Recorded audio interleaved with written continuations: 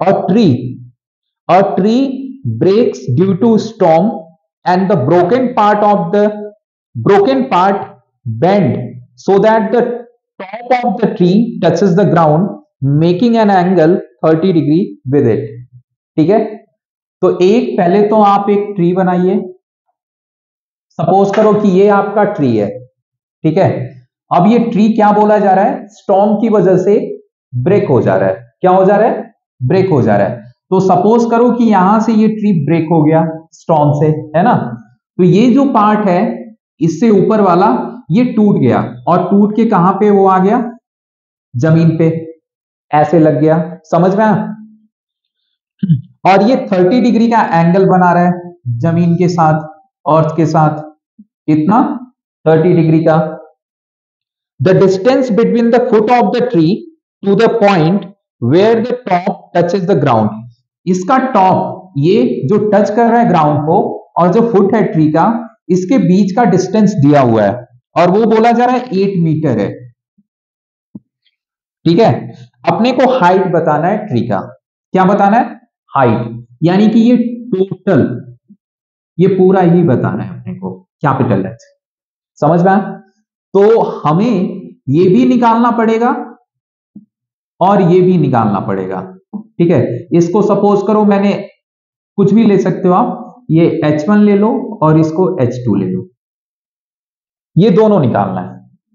तो जैसा मैंने बताया कि जो साइड दी हुई है उसको पिक करो और जो अननोन साइड है उसे एक को, तो ये ले लो और इसे या इसे किसी एक को पिक कर लो। सपोज करो मैंने इसे पिक कर लिया, इसे और इसे, तो बताओ इस साइड में और इस साइड में यानी बेस में और हाइपोटेनियस में कौन रिलेशन क्रिएट करता है, किसका होता है, कॉस का।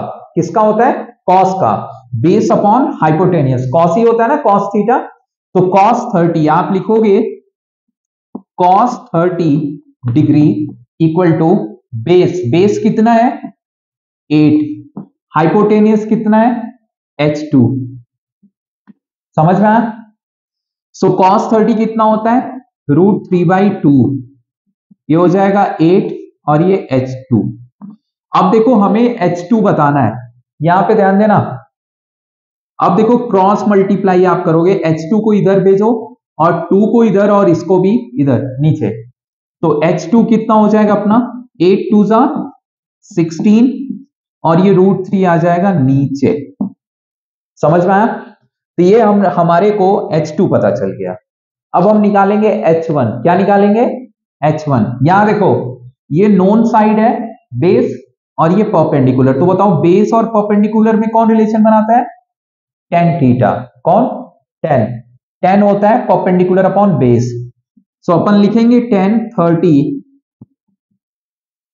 30 इक्वल टू, देखो यहां पे परपेंडिकुलर अपॉन बेस, सो H1 अपॉन 8, समझ में आया।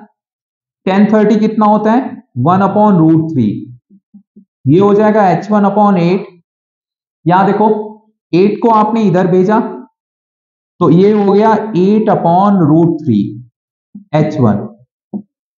अब देखो बताना क्या था हमें, पूरे पेड़ की हाइट यानी capital H। So capital H होगा H1 प्लस H2। H1 कितना हमने निकाला 16/√3 और H2 हमने कितना निकाला 8/√3।